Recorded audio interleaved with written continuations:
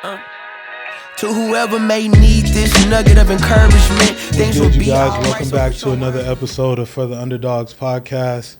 Today, I'm super grateful for the person that I have in studio. This person means a lot to me because obviously you guys know that I'm a former athlete, played 7 years in the NFL. I think that this person is responsible for 5 of those years getting me to 7 years total. I was at a point in my career where, it was either make a team or, basically figure out where I'm going next. And when I reached out to this person, we did a lot of work on the mental side of things, and I'm truly grateful to have him in studio today, Darren Treasure. Thanks, Jamil. I'm happy to have you here. Pleasure to be here. So obviously, you're a mental performance coach. And the work that we've done over the course of my career was super impactful for me. And I want you to speak about how you basically are able to get the most out of people given what you do. I know when I met you, it was around 2018 or so. And like I said, I was basically at a spot in my career where it was make a team or who knows what I'm doing at that time. And I had been given your number through a mutual friend, and I had it for a while, but I never reached out to you. And I remember calling you like, hey, I really need some help channeling things the right way. I feel like sometimes as athletes, we get in this position of we want to lift more, run harder, study harder. And then there's a piece that we're missing. I know I can speak for myself. It was just the mental aspect of being able to withstand everything that comes along with the game from a performance aspect. And after reaching out to you, we were able to obviously put in a lot of hours and a lot of work. And it became helpful because I ended up making a roster and, climbing the charts from there, and we'll cover that. But I just want to speak on your passion behind what you do and how you got to that point. Thanks again for having me. I think when you get to the higher levels in any sport, the differences are so minor in terms of what you can do physically, probably your technical ability, your performance IQ, because if you didn't have those things, you're not actually at that level. So then you look and you say, okay, well, what's a differentiator? What differentiates people who are good from those who are great? Starters from backups from practice squad players from people who don't make, even a practice squad. And I think a lot of it is to do with the psychological side of not just the game, but life in general. And I think, the NFL in particular is such a grind and is so challenging. I think that if you have that part of, your overall person and athlete profile at a high level, it gives you the best possible chance of fulfilling your potential. Again, whatever that might be, because there is always going to be differences. Because one thing I've, particularly in the NFL, there are freaks, and and when a freak says he's a freak, then you really know that that's a freak on steroids, and there are those individuals. But even that person at some point has probably realized that the mental side of the game is as important and something they have to actually focus on if they're going to fulfill their potential. Absolutely. Yeah, I agree. That's a great point. I think, like I said, there's times where we as athletes think that it's always physical and it's hitting the gym, which that may be something that you need to do. You may need to work out harder, train for endurance, things like that. I think the piece with me was not always, I think once I got into the NFL, realizing that the gap isn't huge, but it is from a mental aspect. And the guys that are successful are able to handle things a certain way. And I think when I reached out to you, I was kind of missing the mark on that when it came to, I know we addressed being able to play with an edge, finish longer than the guy with the ball, and, you know, set myself apart on film. Those are all things that, yeah, it may be physical, but it's a mindset and a mentality that follows it. How were you, or I guess my question is, the work that we did together, I remember picking up the phone and you saying, oh, this is going to be easy. And I was like, I'm like, what do you mean this is going to be easy? And it was reassuring to me that you said that, because I trusted your opinion, but also I just didn't know where it was going to go. But what was your mindset like when I called you and then you're starting to create this plan around me being able to be successful for where I was? Well, I thought it was going to be easy until I actually met you. Yeah. On the phone, it sounded really easy. Yeah, and then I met you and it's like, whew, it's going to be some work putting. 100%. I mean, I think in your particular case, you know, you were at that point where it was either make a 53 or you were done. Mm-hmm. And it wasn't because you were done psychologically and you were going to retire. It was just because of the nature of the collective bargaining agreement and that, which was, I didn't even realize. Mm-hmm. I mean, that was a huge additional pressure, obviously. It was. This wasn't like you were going into OTAs and going into camp with an aspiration of making a 53, and then if you didn't make it, you could be shopped around or you could go into a practice squad. It was literally, okay, I either make a 53 with the Titans or with somebody else, or I'm done. Yeah. So I think with you, a lot of it was about peeling back the baggage, and there was baggage. There was. You know, there was baggage. I'm hesitant to use the word trauma. Yes, but from a sporting, not maybe a mental health perspective, but from a sporting trauma, you'd had some traumatic experience. Mm-hmm. Your experiences at Miami, mm-hmm. and from that point on. Yeah. And I think one of the things that needed to happen with you was just to take a breath, mm-hmm. and take a step back and recalibrate, mm-hmm. and actually create a plan that you had control over, that you felt good about, that from the moment you went back to Tennessee for training camp, that you had a plan, you knew how to refocus if your mind drifted and you got away from that plan. And I think that most athletes I work with, if they have a plan that they have control over, that they feel confident in, it frees up their mind to be actually able to go out there and just perform. That's big. I think, wow, you're jogging my memory on so many things when you talk about the layers that we had to peel back.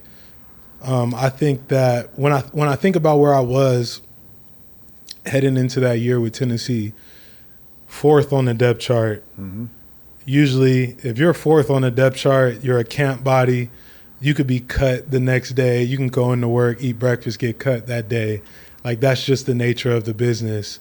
There was something that I remember having, like you said, a plan every day of how I was going to approach the day. And it was one thing to have that in my mind prior to meeting you, but to have that on paper, I remember writing it down and sending it to you prior to every day about the things that I was going to accomplish that day.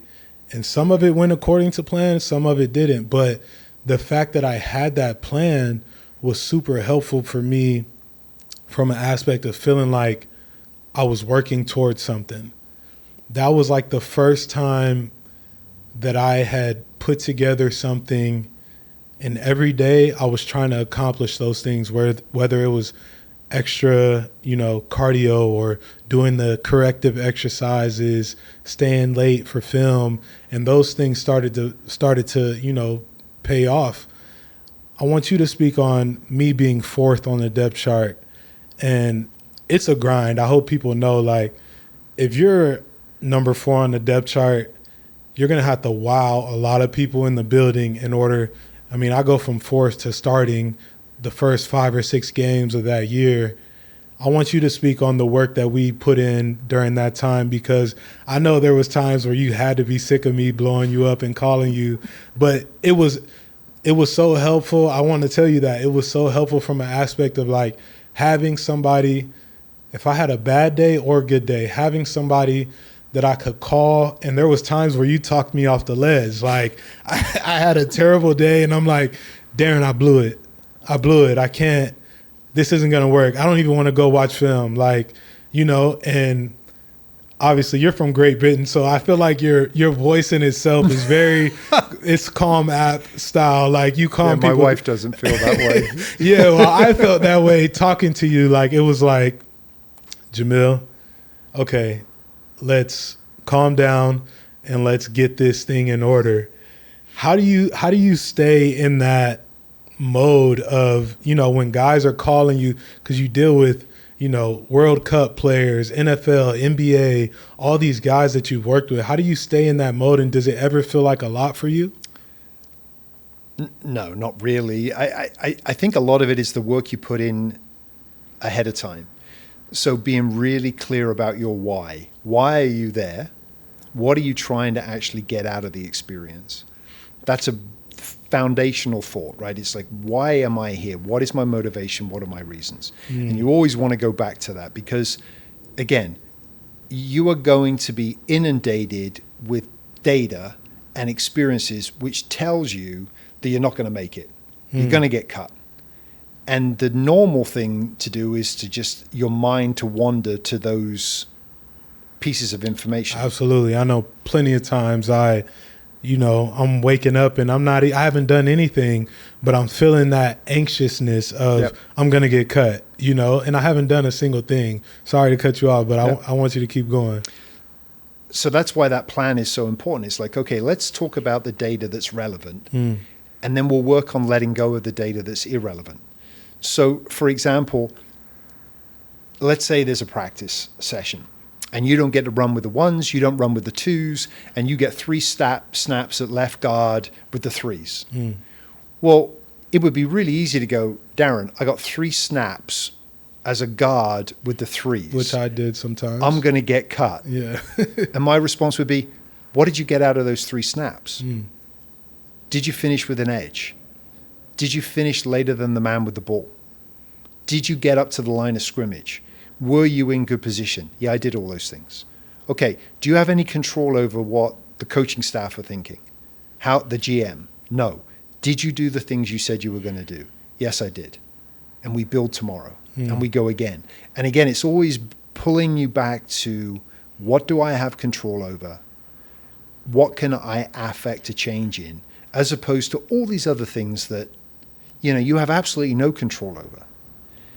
And then, you know, when we first started working together, there'd be the days you go, I had a great day today. Yeah. It was so good. You know, I got 8 snaps with the 2s, and then I got thrown in for 2 snaps with the 1s. And then the next day, because it's the NFL, okay, I got 2 snaps with the 3s. Yeah. And, you know, and it's just like, okay, but we go back to the same place. Yeah. Perceptions of control and your confidence. And if we can focus on what you can control, and we can focus what you get confidence from, and just build day after day after day, I think that was the most important thing, particularly through an environment like training camp, which is created to break you. Yes. And I will say, I think that year in 2019 was probably the best training camp that I had from a mindset standpoint and productivity standpoint, because you really shifted my perspective on how to approach the things within the building. You know, there was a point in time, like you said, I had a lot of trauma early in my career, a lot of layers, that things that I couldn't control just kind of spiraled down, and I ended up being the guy that it happened to, or whatever the case may be. At least that's how I thought at the time. And when I met you and we started working together, you shifted my perspective to controlling the things that I can, like you said, playing with an edge, all the things that show up on tape. Those things were super huge for me because it was goal oriented. You know, what do I know I have control over, and what can I do to prove these things, you know? And that was a huge thing. I think sometimes as athletes, our perspective needs to be shifted, because like you said, the NFL is a big business. As any pro athlete, you know, business is, it's a business. And there's guys, including myself, that go into it sometimes and we look at it as a whole there's this organization, they can do whatever they want, like, and they're bigger than, just me. Whereas if we go into it and we are focused on what we can, I think that you go so much further that way instead of looking at the big picture. Like, having that focus of each day having a plan was a huge shift in my perspective and my career in general, because I had never operated like that. Well, I think it's important to chunk it up, right? It's like if you think about it this way, you want to make a roster and you want to start. Yeah. And you feel you're good enough to do it, and for whatever reason that hasn't happened. So it's like that whole idea of, how do you eat an elephant? One bite at a time. And it's like just making sure that you're focusing on the bites.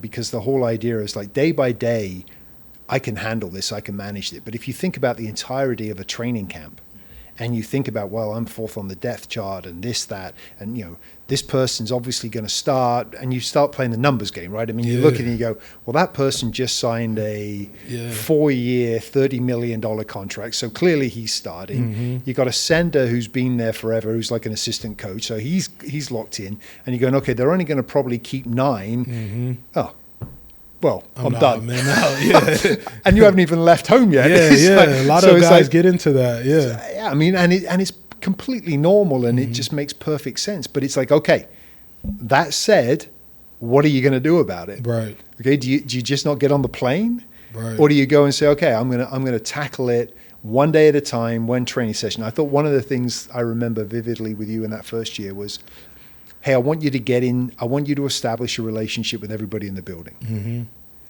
And you're like, that's not me. That's not me. And I go, well, you need to establish relationships in the building.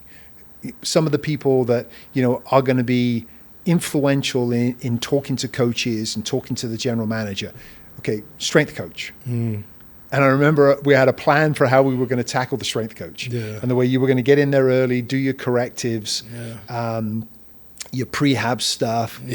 And I remember you go, you didn't even acknowledge me. It's like you didn't even look at me. You know what? It's so crazy because there are guys that go about their career and none of that matters.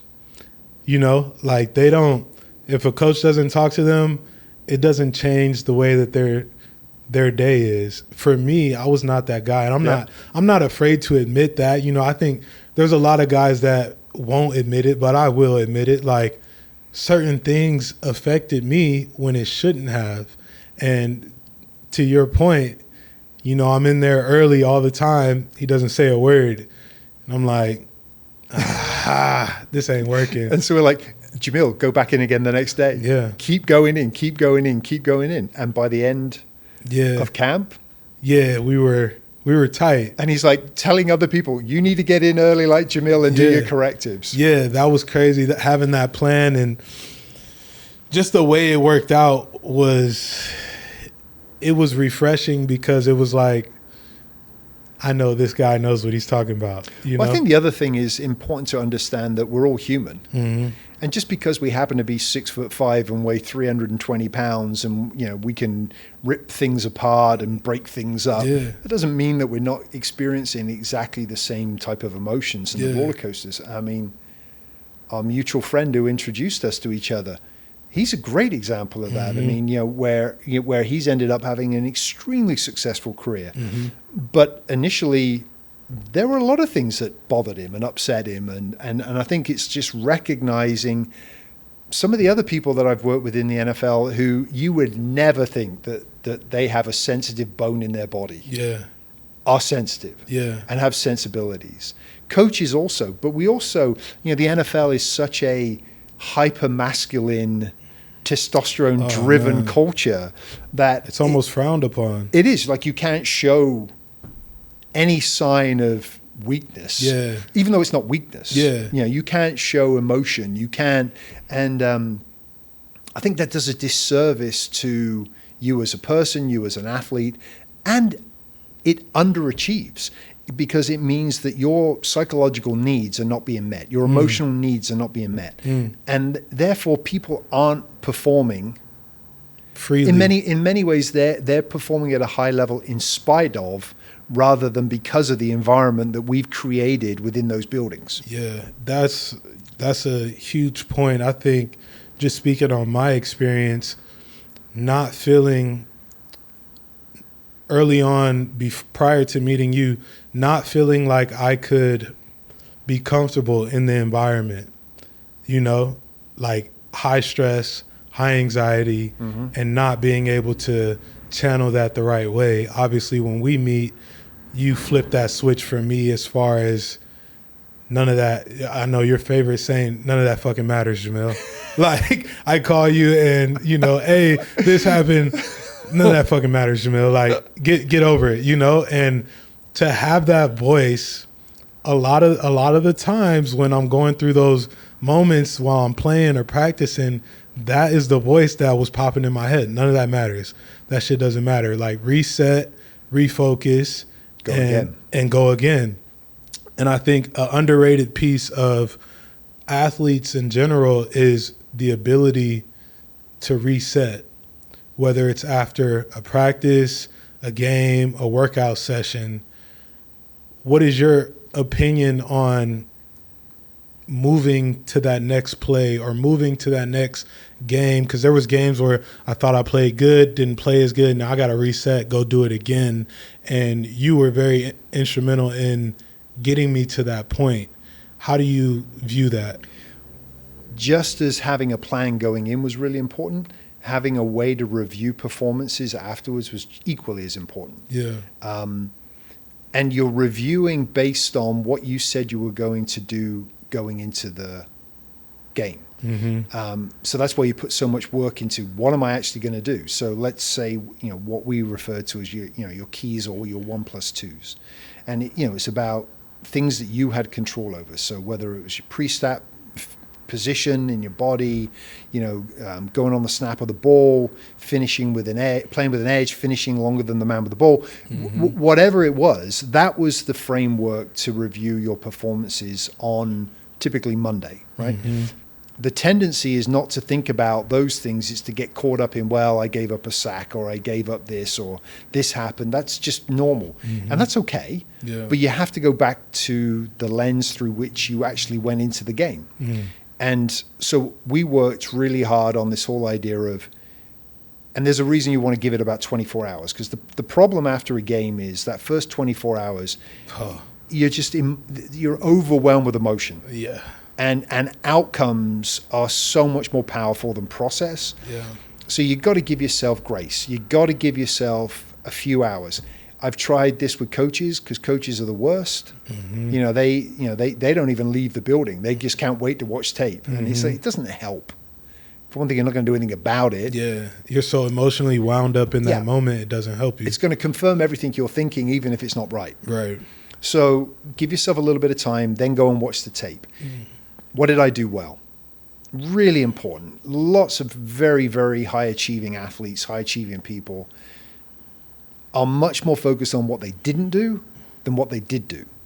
And then that just overwhelms them. And so it becomes really damaging for their confidence. So we start off always like, okay, what did I do well?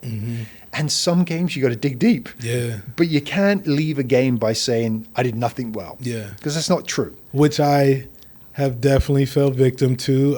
I'm super critical of myself. Yeah. And I will judge myself from every step, every angle, and come back and tell you, I didn't do anything good, because I know I'm super critical of myself. So the what did I do well is a big piece. What's after that? The second one is like, okay, what could I have done better? And it's couched in those terms. It's not like, what did I do badly? Yeah. It's what could I have done better? And it's like, I could have done this better. There was this one play, So you actually, it's not like you're ignoring what happened. It's like that corrective piece is important. And then the next one is the perspective. What do I do next? So what am I going to do this week to get myself ready so that come 1 o'clock on Sunday, I'm in as good a place as I can be to go out there and play. And so that simple, what is my plan going in? What is my review process after the fact so that I can move forward? Because all that information, that feedback post-game is just that. It's feedback. Yeah. And we can either use it to get better or we can use it to be self-critical, judgmental, and beat ourselves up. I think sometimes as athletes, I know in the rooms I've been in, we are super critical of ourselves because of the coaches being super critical of our performance. And so a lot of times, unless you have a plan like that, it's very hard to come to that place of what could I have done better? What's next? What did I do well? Because the noise around it is so loud as far as this ain't good enough. This isn't going to get it done. We'll find somebody else to do this. Like, those things far outweigh the easy thing of writing this down and going back to the drawing board and being able to be prepared for the next thing, in my opinion. Yeah. And I love coaches to bits, but sometimes that they're performers as well. Oh, man. And in many ways, what we're talking about here is this is what the best coaches should be doing. NFL in particular has a culture within the coaching fraternity, which is probably not exactly the most functional. Mm-hmm. You can. I'll see my family one day in the next 3 months or whatever. Yeah. It's like it doesn't mean that negative feedback, criticism, mistakes aren't important. It's just how you deal with them. Mm-hmm. And I think that's the most important thing. In many ways, it's you've played in games where you've given up a sack. Mm-hmm. Do you really need the O-line coach to tell you gave up a sack? Right. It's like, I think I know I gave up a sack. It's like, now, is it important that you gave up a sack? Yes. Yeah. But how do we learn from it and how do we move forward? That's a big piece. I think sometimes, and I got better at this later in my career, of being able to hear the message within the coaching. Yes. Like you said, some coaches aren't really good at giving you the message. They're going to say it from an emotional standpoint. Yeah. And it's up to you, which a lot of players aren't at that level, to be able to dissect the message. They just think, oh, this coach is being this way towards me or this. And I was able to, at that point, start hearing the message behind the coaching and take it for what it is instead of getting my emotions wrapped up in, well, he said it this way. That doesn't matter. It's what was the actual thing that he was trying to communicate. That's the biggest piece that I feel like a lot of players lack from an emotional intelligence standpoint. I think that's a really good point. I think, the coaches care. They're emotional. They're all predominantly former players. Mm-hmm. They've come through that system and that's who they are. So I think developing the ability to focus on the message, like you said, the pieces of information that are going to help you get better, but to a certain extent let the emotional part of it and how it's being said go and focus on what was being said.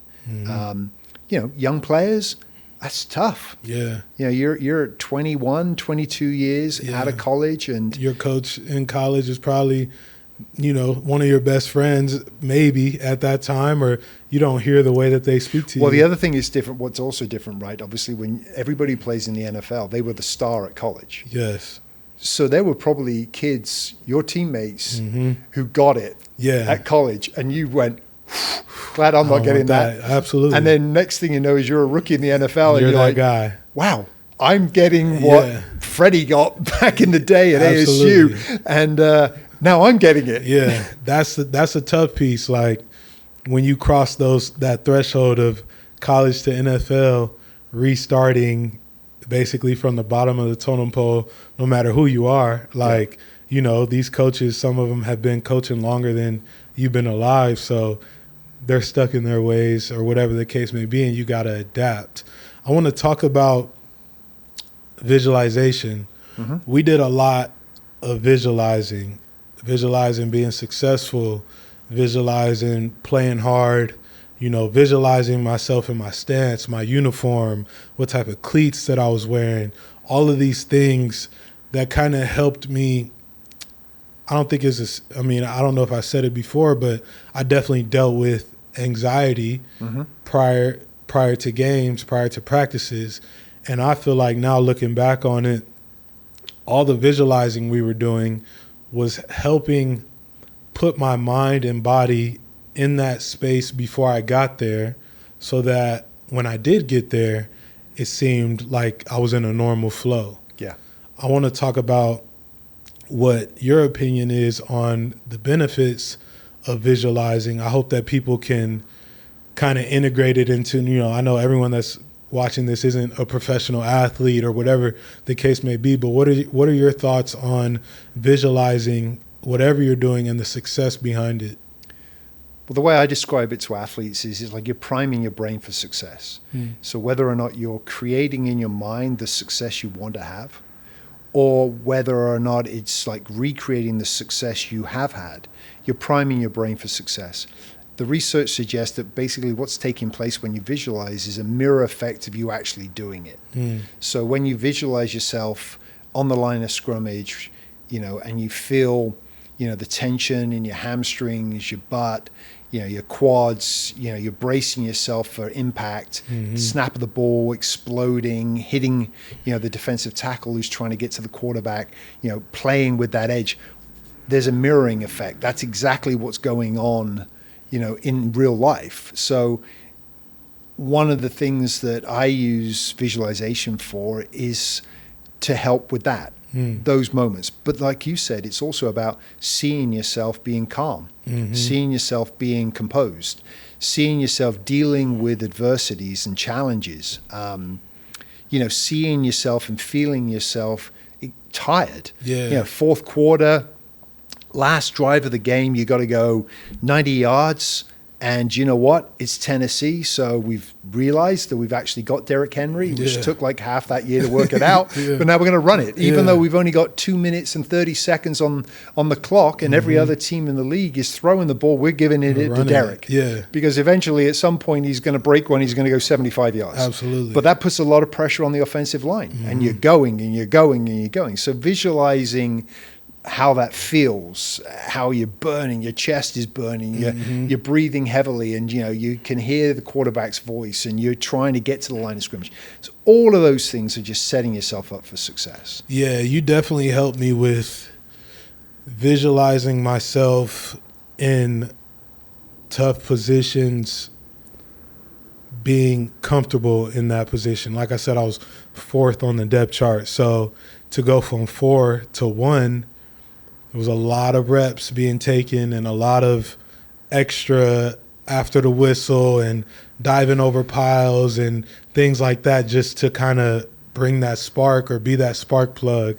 So you definitely helped me with, I would not say I was that guy prior to 2019. Well, I think the other thing about it is the work that goes in before the visualization. So who are you? What is the model? And you've played for coaches. Every coach is a little bit different. So there may be 80%, 85%. And, the offensive line coaches, your offensive coordinators have a specific way of they want the O-line to work. Absolutely. But every program has some kinks. Yeah. So it's like, okay, we are a run-first offense, for example. So, that whole physicality, playing with an edge, making sure you finish after the man with the ball, that was such a huge important piece with the Titans. It was a pillar. Right? It was a pillar. Yeah. And so it's like, okay, so when you're visualizing, you need to be visualizing you doing those things. Okay? And I think that, other teams, that you've played for, different approach. Yeah. It's like, we are going to get the ball out of the quarterback's hands really quickly. We're going to hit the tight end. So, whatever that model is, I mean, one of the things when you've got people as gifted as you and everybody who's playing in the league, in the NBA or at the highest level, is if you have a really clear model in your mind about how you're going to look and feel executing your job, the tasks, the challenges, and overcoming the obstacles that what they're going to be, gives you the best probability of success. And so obviously one of the things we would do going into Sundays is we knew who the defensive tackle was. We knew the scheme that they were going to run against you. We knew the way they were going to try to get to the quarterback or the way they were going to try to stop Derrick. Right? So that was all part of the preparation. So that, when you ran out onto the field at 1:05 on a Sunday, you've already played the game. Yeah. Multiple times. Yeah. And so, yeah, things change. Things happen. But it's easier to adapt from that place than going out there going, well, I don't really know what the hell's going to happen today. I really don't. Yeah. Oh, it's Calais Campbell. Hey, how you doing, dude? Yeah. It's like, I know you better than you know you. Yeah, for sure. So, I mean, having spent my time in the NFL, it's been just the way it's worked. It's like I've spent time on both sides of the line. So I've worked with some extraordinarily gifted defensive linemen. Absolutely. And I've worked with some really gifted offensive linemen. Yeah. And it is like a chess match. Yeah. Big chess pieces, but a chess match in terms of how, the schemes are set up, and I think that's what is also about the cerebral part of the game. I mean, there's this sort of belief that the NFL is just these incredibly athletic big guys who are out there banging, and then there are a couple of guys who think. Yeah, that's just not true. I mean, every position on the field is about thinking, absolutely, outthinking your opponent. Yeah, I want to ask you. Oh man, there's so many things I want to ask you. First, I want to ask you, what is the difference in working with an offensive lineman? Like you said, the game is so cerebral from our aspect, and I don't know if a lot of guys are like this. I know I'm definitely a thinker, and I think that serves me well being an offensive lineman in my career, but also from an aspect of overthinking, it didn't serve me well at times. Yeah. What is the difference in the positions that you've noticed in working with guys on the offensive line? Because I feel like we have so much more going on from a mental aspect, not to discredit anyone else, but that's just my opinion on it. I think the first thing is everyone's thinking. Their minds are racing. And so it's really how do you deal with those intrusive negative thoughts? Yeah. And how do you let them go? So I think having a process in place that sort of speaks to that and, normalizes that everybody's going through that.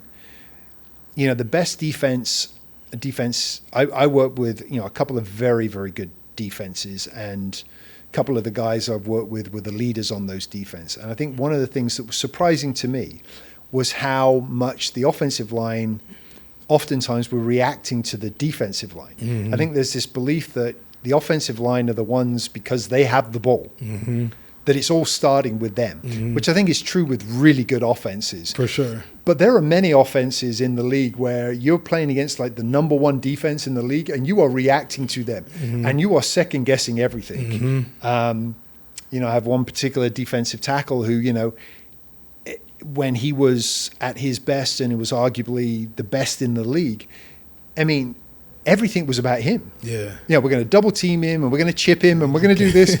And, and I used to always think, that's not the way to be doing this. I mean, the way you counteract him is by focusing on you. And the whole thing was about him. Yeah.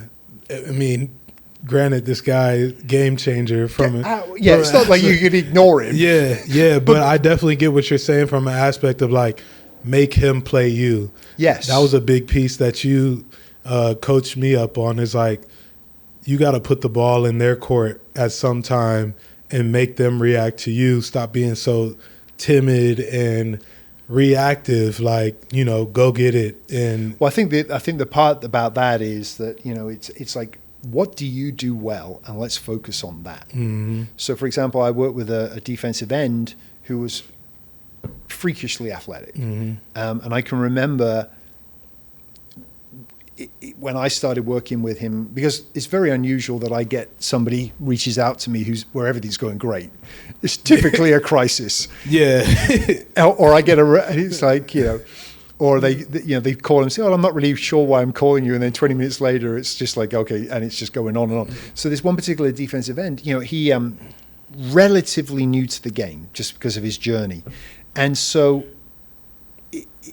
he would tell me about all the things that he was thinking about when he was getting down into his stance. And I can remember telling him that my head is hurting just with the amount of stuff that's going through your mind. Yeah. And he's like, your head's hurting. My head's really hurting. Yeah, for sure. So it's like sort of simplify and put it in an order. So, for example, where I think it's very helpful is the whole domino, like we talked about the domino principle. Like if you those fantastic art displays where that first domino gets hit and then everything sort of spreads out, and before you know it's the Eiffel Tower. Yeah. Right? What's that domino? And think about that domino. Don't think about the 12th domino or the 20th domino. And I think what tends to happen sometimes is, we don't put enough thought into, well, if I do 1, 2, and 3, 4, 5, 6, 7, and the outcome will follow. And so the work needs to be about 1, 2, and 3. I put it in very simplistic terms, right? So you've heard. So okay, Jamil, what's 1 plus 2? Yeah. And you're like 3. Okay, great. Well, we just need to work out what 1 plus 2 is, because if we can work out what 1 plus 2 is, you're increasing the probability of getting 3. If all we're thinking about is 3, the outcome, the other side of the equation is infinite. So if, say, for example, you are playing against a incredibly talented, game-changing defensive tackle, and you go in, got to stop him. That's 3. 100%. That's 3. And then, first play, he beats you. You're like, spiral. Damn. Spiral. Whereas if you go into the game and you go, okay, 1 plus 2, I got to get my hands into his chest. I got to move my feet. And then you just play. Process oriented. Right. So from in terms of your brain, it's a lot calmer. It's going to beat you. I mean, I remember having conversations with Jamil, the guy is going to beat you. At some point, yeah. And I go, well, with all due respect, he's going to beat you because at some point. He's that good. Yeah. And it's like, one of the phrases I like is, don't let perfect get in the way of good enough. And that's particularly with a personality like yours, where it's like you're looking at the tape, oh, well, my left hand wasn't perfect. Yeah. And I go, yeah, but did you stop him? Yeah. Don't let perfect get in the way of good enough. Yeah. And then just move on. Yeah, absolutely. That's tough when you make a good point, because when guys are like me, I'm a perfectionist. And if it doesn't look the right way, feel the right way, I think that it was a bad rep. And that's with everything, like, even outside of football. I want to talk about there being those two type of athletes. I know at some point we have had a conversation just in watching basketball games about two sets of athletes. There's the Klay Thompson type athlete, and there's the Steph Curry type athlete. And it opened my eyes to a whole new realm of how I operated, because I'm more like Klay Thompson. I'm the thinker. My shot's not working. I'm kind of going into that, what do I have to do to get this shot working? Whereas opposed to Steph Curry, he just keeps shooting, shoot or shoot. That's the motto with him, I believe. So I want to talk about those two sets of athletes and how the athlete that's a thinker can level the playing field and not be so much of a perfectionist and just kind of flourish in his role. Well, I think, again, the starting point is recognizing that the amount of thoughts that are going through our mind every minute, every hour during the course of the day is it's just so ridiculously high. Absolutely. The issue is which thoughts stick. And I've heard this used as an analogy, which I think, or a metaphor, which is really good, which is, think about you're in a train station and trains are running and they're just running, and you're stood on the platform and they're just running. You're the one who decides which train stops. And then depending on which train stops, that train can just stay there for the rest of the day, or it can move on fairly quickly. And it's like most of the trains you don't want to stop. Just let them go. But the ones that do, how do we deal with those? And there's a really simple process which, is basically, we're pausing, we're recognizing there's an awareness piece, we're taking a deep breath, then we're nudging our mind back to the present and we're letting that train go. And then we're going back to focusing about something we can actually do something about. I got super calm when you said be present and take a deep breath. I want to put you on the spot because there's been multiple, obviously, visualization tapes that we've done. And I just want people to hear the process of that, if you would be open to sharing how you basically, like I said, I was high anxiety, and I think our plan together was like, when I come in from warm-ups, I want to be able to calm down and bring myself to a calm place prior to the game, because I'm so high anxiety, high emotional. I want to just be at a level playing field, so then I can let, things build up. Would you be open to sharing how you used to bring me back down to that level prior to the games? Sure. So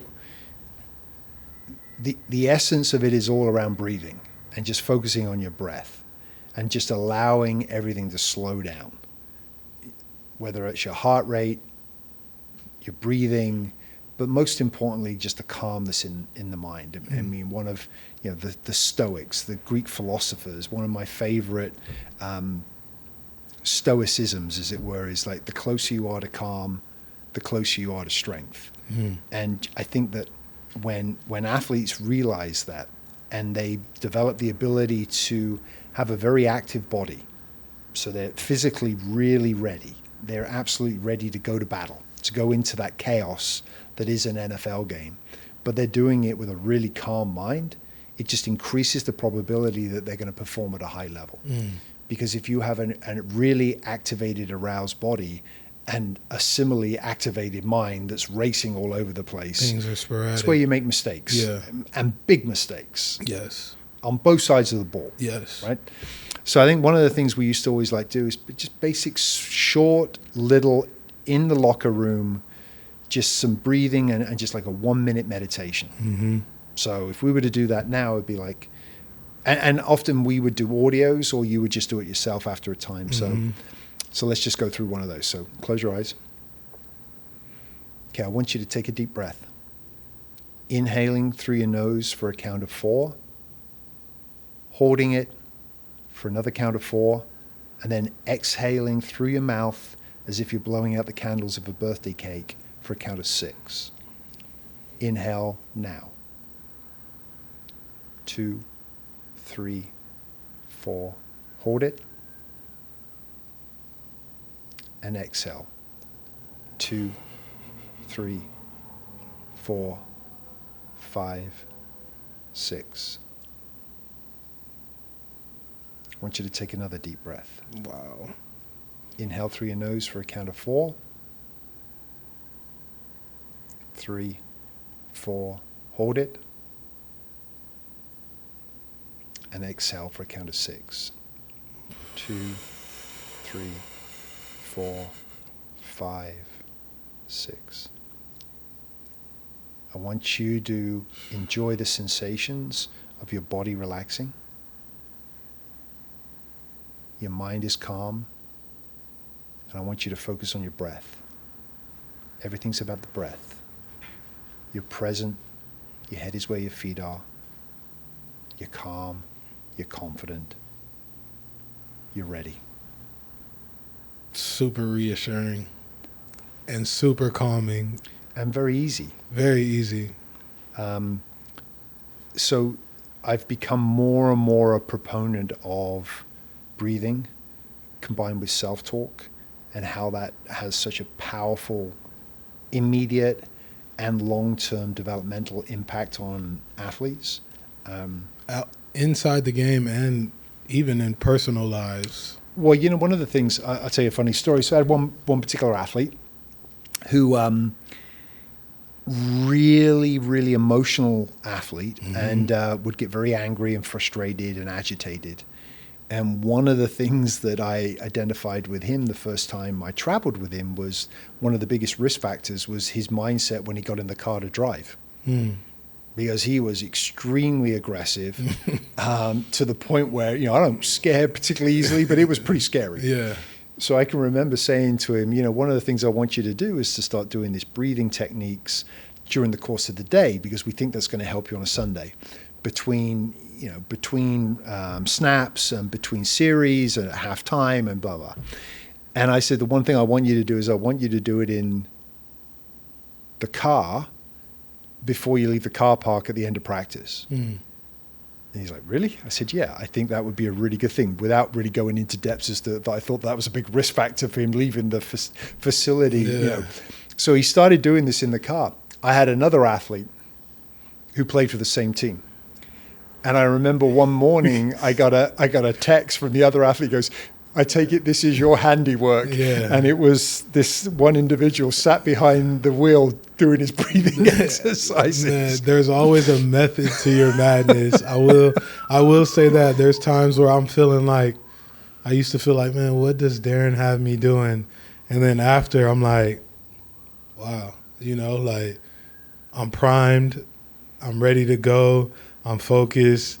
And everything else after that, you may have a good game, may have a bad game, but you can't control that. But the fact that you feel ready to go, regardless of circumstance, is the biggest thing, in my opinion, that helped me feel confident. Yeah. Well, I think it's your performances, feeling in control, feeling like, you know, because when you sit down and say, okay, Jamil, can you do X, Y, Z? And you're like, yeah, I can do X, Y, Z. I said, well, let's focus on X, Y, Z. Because if you do X, Y, Z, it increases the probability you're going to have a good game. If we get caught up in all these other things, I mean, it's like sometimes you know, I've been in locker rooms where coaches come in and they talk about the opposition. And they talk them in such a way, it's like a Marvel comic. I mean, like, you know, it's Captain America, it's the Hulk. It's like, Absolutely. you know, as opposed to coming in and just saying, let's talk about us and what we're going to do. We know that the Hulk and Captain America are over there, but you know what? It doesn't help us. Yeah, we need to be aware of what they do, how they do it, but we're going to focus on us. Because we know if we do what we do, and that's where our mindset is, it gives us the best probability of actually winning. And that instills a different type of confidence in athletes when you have coaches that are just focused on the guys that are in the room instead of what the people across at the other locker room are doing. Last thing I want to ask you is about external focuses and how that's helpful for athletes. I think maybe about 2 years into our partnership, there was a point in time where I told you I felt really good when, you know, things got a little chippy at practice or, you know, there was just some sort of back and forth going on. And you're like, well, that's because you're externally focused. You know, you're not focused on what you got to do. You are to an extent, but your mind's not racing about that. Talk about the importance of, for some guys, having an external focus that helps them be productive in their sport. So one of the things, so if we talk about the difference between an internal focus and an external focus, so clearly external, it's outside of you, right? Internal is all of a sudden you're inside your own head. I often talk about, there's a psychiatrist in the UK called Steve Peters who's worked with some really top Premier League players and some great Olympians, and he talks about the chimp. And he talks about, in your brain, think about a cage and there's a little chimpanzee. And the chimpanzee just wants to get out. That's all he wants to do. And you have to, in many ways, placate the chimp. But the chimp will rattle the cage, but really what the chimp wants is to be let out. And because as soon as you let the chimp out, the chimp's going crazy all over there. So in many ways, part of having an external focus is you know, let the chimp sleep. So we're going to have an external focus. So an external focus. So the reason, like you described, when things get a little chippy and things get they get edgy, that external focus is very much focused on the task at hand. Now, within reason, right? We don't want it to get to a point where, you know, now all of a sudden those externals are taking you away from your performance. But it's one of the things I talk about with a lot of my soccer players, my football players in Europe, is when you notice yourself going inward, and this applies to my NBA guys as well, is when you notice you're going inwards, after you've taken a breath, it's like start talking and start directing and communicating. Like we used to talk about the fact is like lead the line. Playing center, As a center, take ownership of it, external. Because you used to say to me, well, you know, I always know it's not good when I'm playing center and I shut up. Right? So it's like forcing yourself to talk. So you're forcing yourself to be external and task focused. So again, if we go back to that training, trains are buzzing. If you can just take a breath and then start talking, the train starts running again. Because whatever you were thinking about, that mistake, that negative thought, that intrusive thought is now left the station. Been flushed out. But if it stays there, it embeds, and that's where, I'm mixing my metaphors, that's when all of a sudden the chimp's out. Yeah. And the chimp's off. And now all of a sudden it's like, woohoo, I don't know where I'm going. So I think it's having that external focus, whether it's communicating, and I think that's a big one in sports. Yeah. It's like, because every sport, I don't care what the sport is, coaches always say, we don't communicate enough. So I'm like, talk, communicate, be task focused, don't go inward. Because when you go inward, very rarely do good things happen. Yeah, the intrusive thoughts start taking over, all the maybe the self-doubt or the over perfectionist may take over. That external focus is definitely a way, if you're a thinker, to keep you calm and focused in a different way on your task. Yeah. Man, I appreciate you being here. Obviously, like I said, you are, to me, the reason that I was able to prolong my career by 4 or 5 years, and not even just in football, but in my personal life, the work that we did definitely transitioned over in that as well, and definitely helped me see things different, open my perspective to, who I am and at my core what I truly believe and things like that. So I'm definitely appreciative of you, and I appreciate you coming. Thanks, man. I appreciate it. I appreciate you guys tuning in to another episode of For the Underdogs podcast. Thank you for the support thus far with this whole podcast journey. Make sure you subscribe, you like, you download, all those things. Again, thankful for Darren Treasure coming by and sharing all of his wisdom. Please tune in to the next episode.